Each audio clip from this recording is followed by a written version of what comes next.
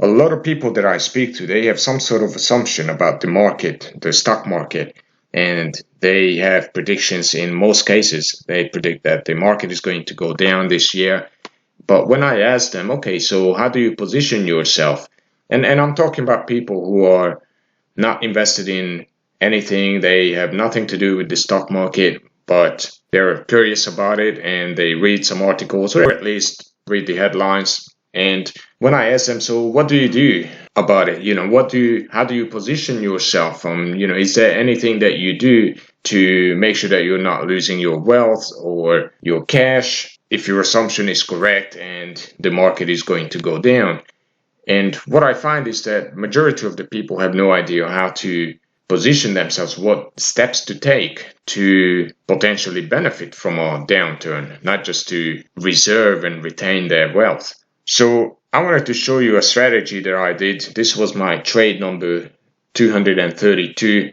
For those of you who are new to my channel, I document one of my option trades every single day for your benefit so you can learn from it. And I do also have a feeling that the market is going to go down. In fact, I have this assumption, this intuition that we might see a downturn this coming week because the market has been going up quite nicely over the last few days. And at some point, it has to stop and it will correct itself. It will calm down. So I am betting on a potential downwards move next week, this coming week. And that's exactly what I did. I purchased a calendar spread. It's not a rocket science, so I'm going to show you how I did it. And this is one way that you could potentially benefit from your assumption if your assumption works out to be correct and the market is going to go down.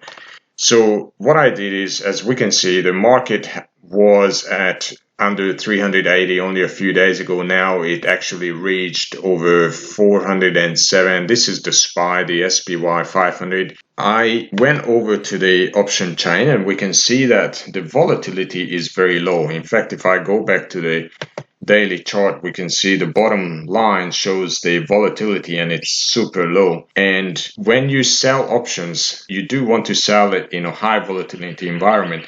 So obviously, what's the opposite of that? If the volatility is low, then you do want to buy option because you can buy the options at a very cheap discounted rate. So I looked at the option chain.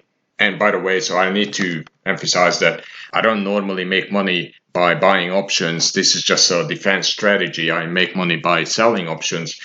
So just keep that in mind. But this is a defense strategy. Like I said, I'm just protecting my portfolio. And over here, we can see the volatility for February expiration, the 17th of February, is at 19.2%.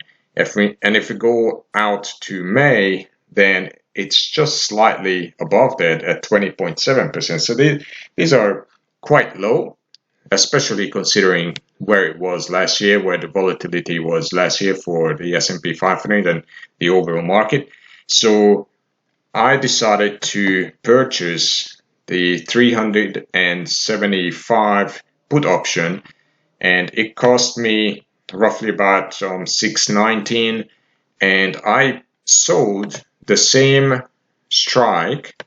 So the 375 put option expiring in February. So the one that I sold will expire shortly, like in 20 days. And the one that I purchased will still have plenty of time. So if I'm wrong, if my assumption is not going to work out, as we can see, the May expiration is over 110 days away.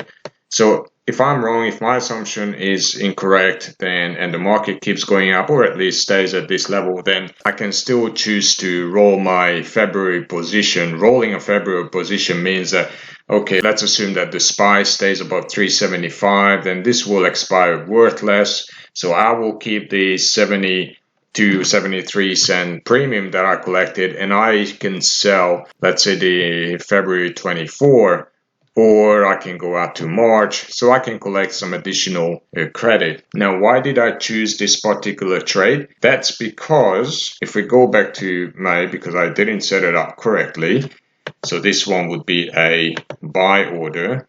So you can see that the trade costs about $5.47. I paid $5.50 for it.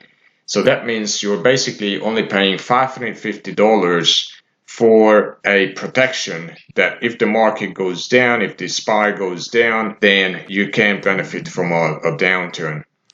Over here, I put together a simple calculation on Excel.